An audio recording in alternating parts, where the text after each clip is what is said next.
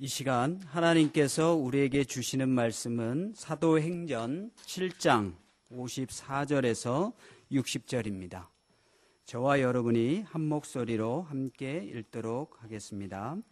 그들이 이 말을 듣고 마음에 찔려 그를 향하여 이를 갈거늘 스데반이 성령 충만하여 하늘을 우러러 주목하여 하나님의 영광과 및 하나님께서 하나님 우편에 서신 것을 보고 말하되 보라 하늘이 열리고 인자가 하나님 우편에 서신 것을 보노라 한데 그들이 큰 소리를 지르며 길을 막고 일제히 그에게 달려들어 성 밖으로 내치고 돌로 칠세 증인들이 옷을 벗어 사울이라는 청년의 발 앞에 두니라. 그들이 돌로 스데반을 치니 스데반이 부르짖어 이르되 주 예수여 내 영혼을 받으시옵소서 하고 무릎을 꿇고 크게 불러 이르되 주여 이 죄를 그들에게 돌리지 마옵소서. 이 말을 하고 자니라. 아멘.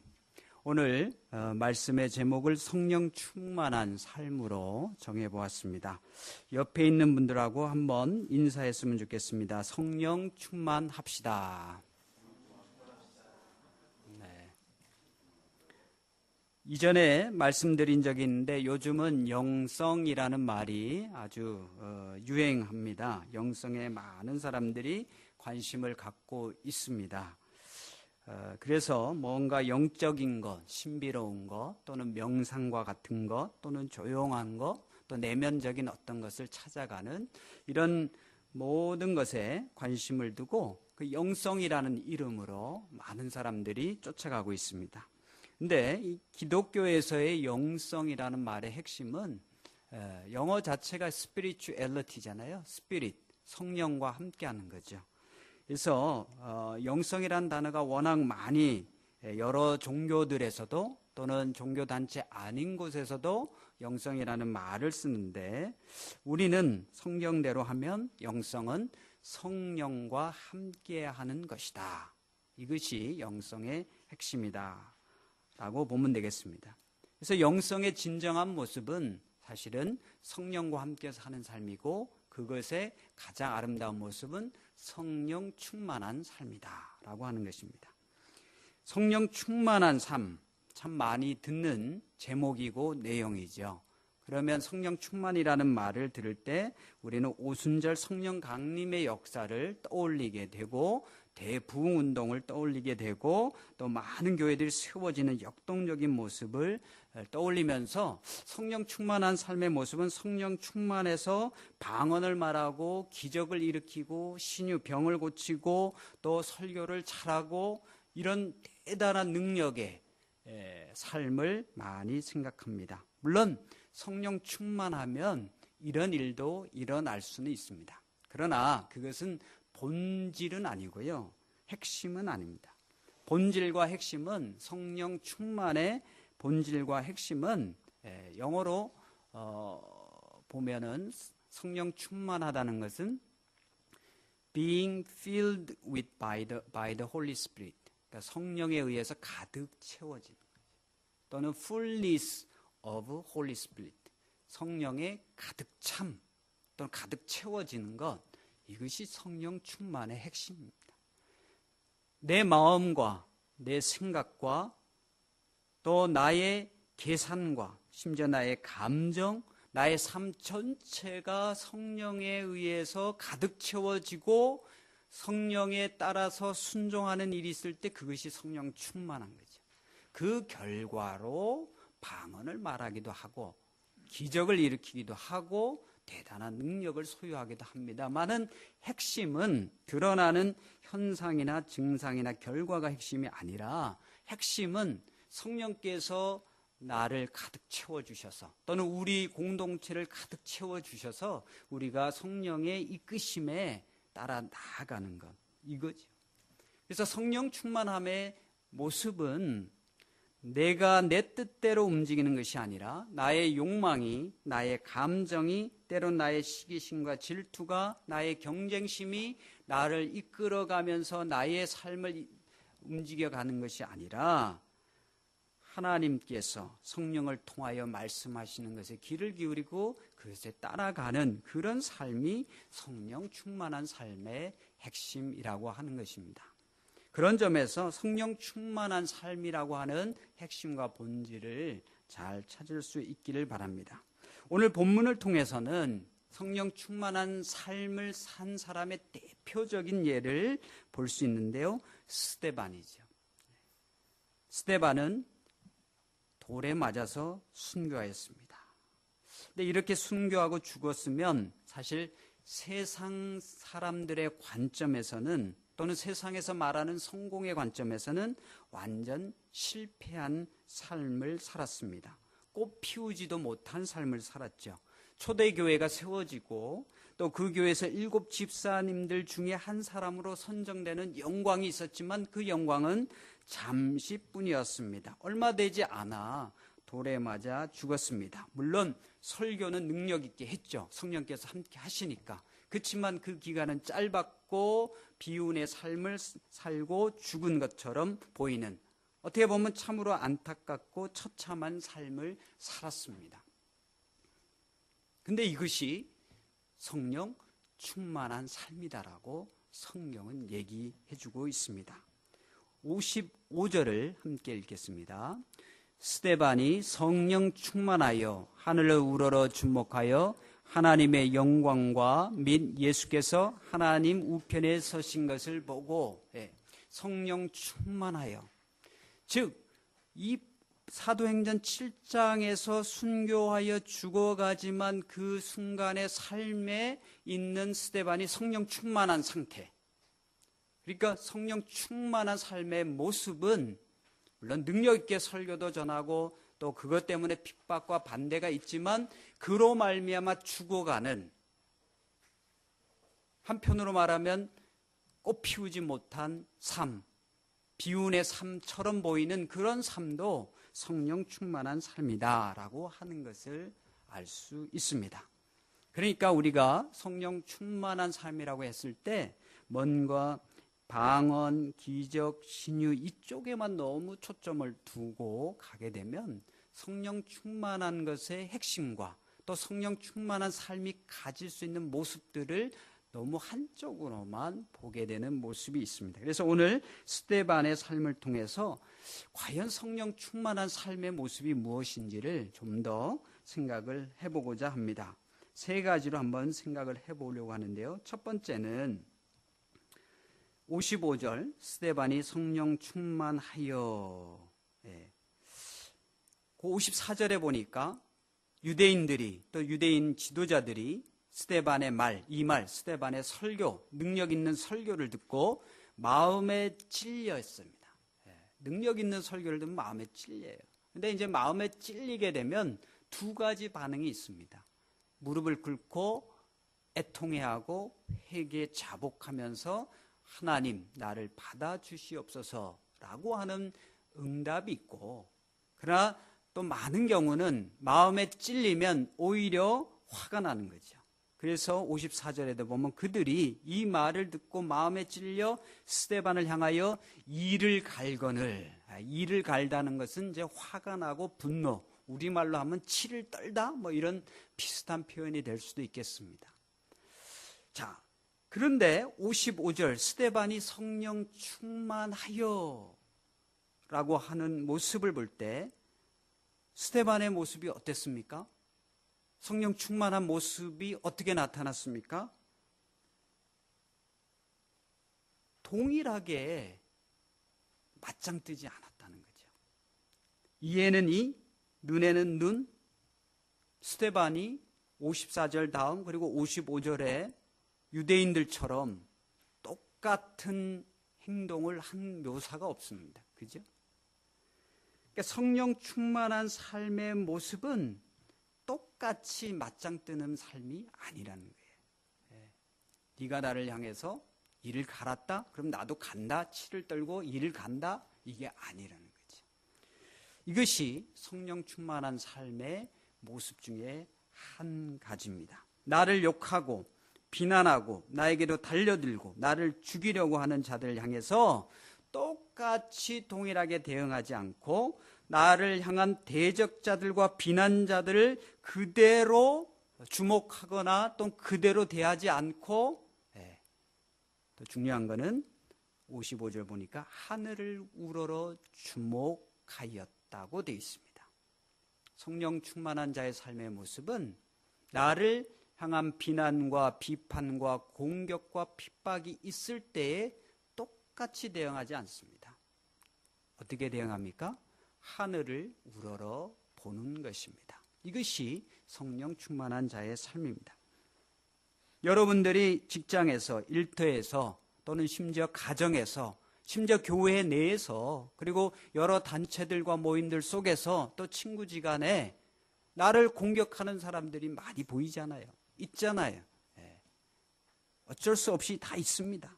그러나 그럴 때일수록 동일하게 대꾸하고 대응하는 것이 아니라 그럴 때일수록 기도하는 마음으로 하늘을 우러러 보는 것, 이것이 우리가 해야 할 아주 중요한 모습입니다. 영성 있는 삶, 성령 충만한 자의 삶은 바로 하늘을 우러러 보는 삶입니다.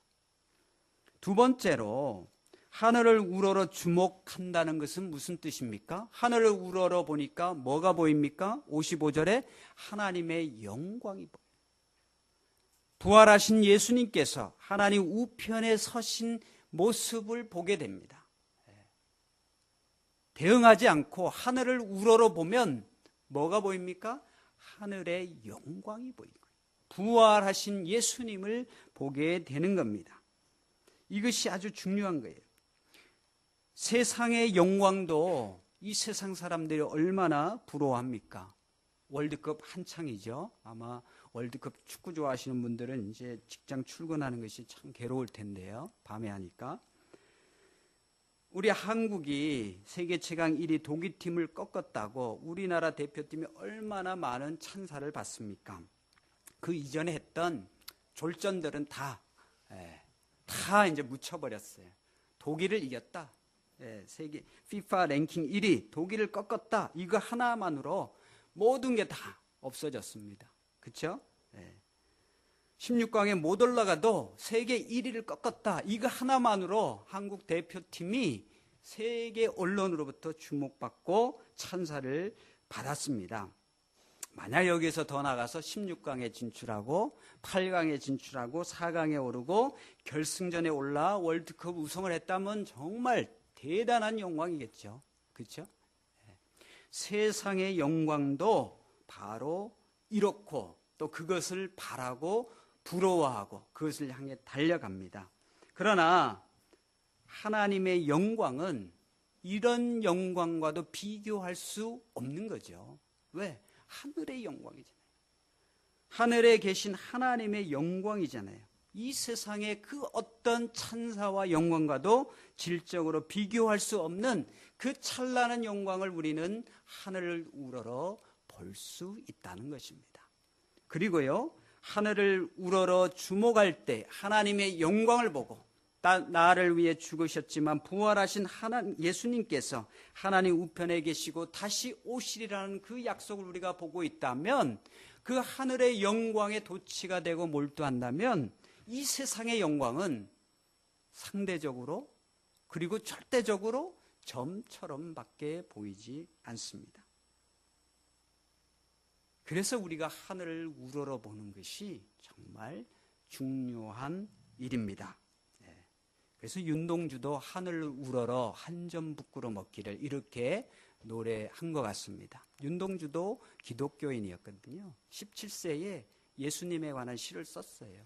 그 할아버지가 장로님이었고 동네 친구 겸 형이 문익한 목사였고 기독교 환경에서 자랐습니다. 그러니까 그의 시를 다시 신학적으로 분석을 해보면 그런 부분들이 많이 보입니다. 우리가 하늘을 우러러 하나님의 영광을 만약에 보지 못한다면 사실 그것은 어쩌면 우리가 세상을 보고 있는 것이고 세상의 영광에 주목하고 있는 것은 아닌지, 그 결과 나를 비난하고 공격하는 사람들이 있을 때 하늘을 우러러 보지 못하고 도리어 눈에는 눈, 이에는 이, 나도 동일하게 이를 갈고 치를 떠는 일이 있다면 어쩌면 내 자신이 성령 충만하지 못한 것이고, 또 그러기 때문에 또한 세상의 영광에 집착해 있는 것이고, 내 눈이 하늘의 영광에 관심을 갖기보다는 내 마음이 하늘에 계신 영광, 하늘에 계신 예수 그리스도의 모습을 보는 것을 사모하기보다는 이 세상의 자리에, 이득에, 승진에, 나의 목적에 더 많은 관심을 갖고 있고 그것을 보고 있다는 것을 반증해 주는 것일지도 모른다는 생각이 듭니다. 저와 여러분이 하늘을 우러러 하늘의 영광을 바라볼 수 있기를 간절히 바랍니다.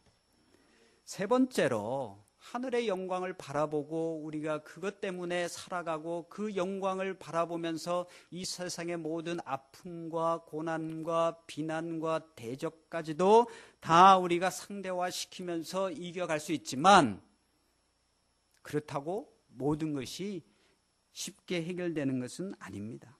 셋째로 주목해야 할 점은 대적자들의 반대와 핍박의 강도는 더더욱 세워집니다. 56절에 보면 말하되 보라 하늘이 열리고 인자가 하나님 우편에 서신 것을 보노라 이렇게 말하였지만, 57절 그들이 반대자들이 더 큰 소리를 지르고 귀를 막고 일제히 달려들어 성 밖으로 내치고 돌로 치고 증인들이 옷을 벗어 사울이라 하는 사람 청년의 발 앞에 두고 돌로 스데반을 치니 스데반이 죽잖아요. 더 강도는 세어집니다. 이것이 세상의 현실입니다. 이럴 때일수록 더더욱 하늘을 잘 우러러 주목하여 하나님의 영광을 볼 수 있기를 바랍니다. 그럴 때에 스데반같이 마지막 죽어가는 스데반 같은 아름다운 모습이 나오는 거죠. 스데반은 죽어가면서도 59절 맨 끝에 보시면 주 예수여 내 영혼을 받으시옵소서. 성령 충만한 사람은, 하늘을 우러러 볼 줄 아는 사람은 가장 위기의 순간에도 내 영혼, 내 삶, 내 인격, 내 인생 이 전체를 하나님께 위탁할 수 있는 삶을 살 수 있습니다. 비록 그 끝이 우리 지상에서는 죽음이라 할지라도 내 영혼을, 내 인생을, 내 삶을 하나님께 위탁하는, 전적으로 신뢰하고 믿으니까 내 죽음까지도, 마지막 순간까지도 하나님께 위탁하는 삶을 사는 것입니다. 또한 동시에 60절 맨 끝에 보시면 주여 이 죄를 그들에게 돌리지 마옵소서. 얼마나 대단합니까?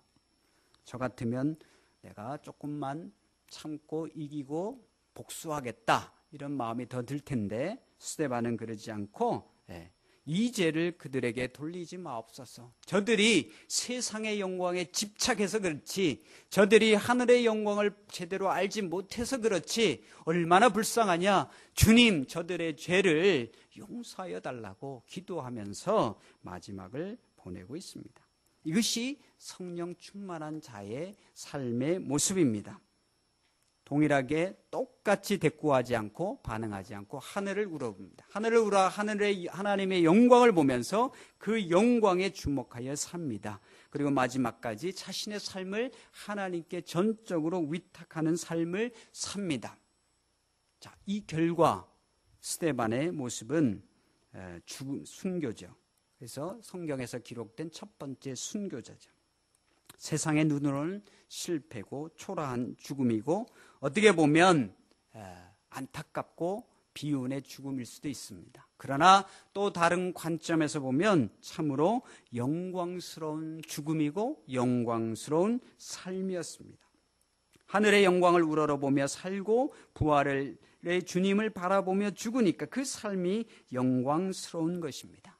그래서 그런지 스데반의 이름의 뜻이 무엇인지 아십니까?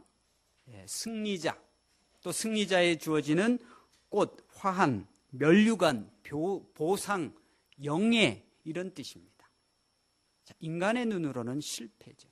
그러나 하나님의 눈, 성령 충만한 삶의 관점에서 볼 때는 그것이야말로 면류관에 해당되는 영예로운 영광스러운 삶이라고 하는 것을 보게 됩니다.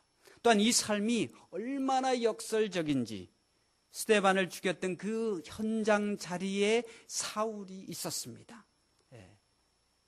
스데반의 옷을 스데반을 그냥 우연히 사울 앞에 둔 게 아니에요. 사울은 거기에 우두머리였기 때문에 사울의 발 앞에 둔 거예요. 그런데 그런 사울이 나중에 변화되고 바뀌어 동일하게 스데반의 삶을 살아가지 않습니까? 이것이야말로 영광스러운 삶이라고 성경은 우리에게 말씀하여 줍니다.